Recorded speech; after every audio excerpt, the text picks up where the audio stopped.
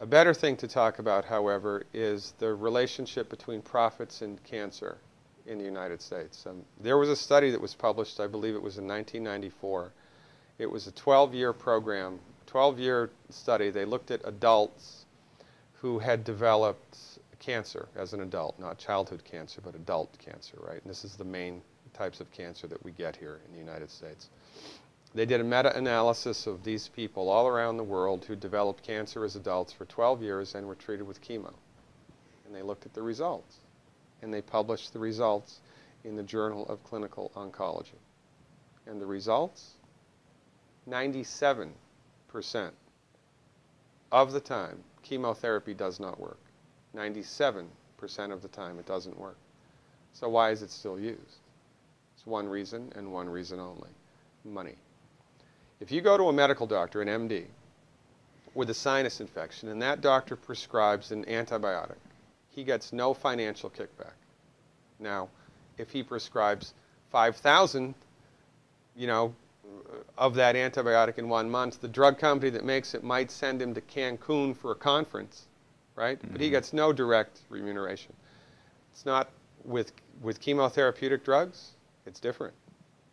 Chemotherapeutic drugs are the only classification of drugs that the prescribing doctor gets a direct cut of. So if your doctor prescribes chemotherapy for you, here's how it goes, more or less.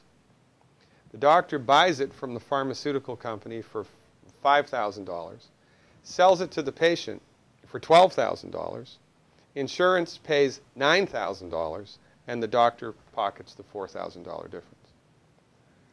And there ought to be a law.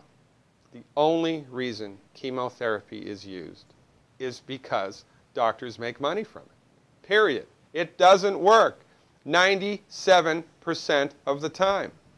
If Ford Motor Company made an automobile that exploded 97% of the time, would they still be in business? No. This is the tip of the iceberg of the control that the pharmaceutical industry has on us. Most people have no idea of this at all. Now, I wrote a book. It's called The MD Emperor Has No Clothes, right? In my book, I have a bulleted list of 10 questions that every cancer patient should ask their doctor. 10 questions. I've had patients kicked out, literally, kicked out of the oncologist's office because the doctor was PO'd that the patient was asking him these questions. And these are just common sense questions. Cancer treatment in the United States, we have lost the war on cancer. We have lost the war on cancer. Why?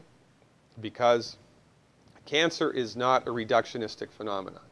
Cancer is a holistic phenomenon. And when you try to bring a reductionistic methodology like drugs and surgery to bear on a holistic phenomenon, you will completely miss the boat each and every time. You cannot do it.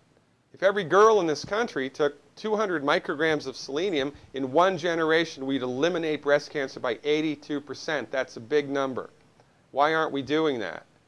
Because medicine in the United States is a for-profit industry, and most people are completely unaware of this, and most people bow down to the altar of MD-directed high-tech medicine at their own demise.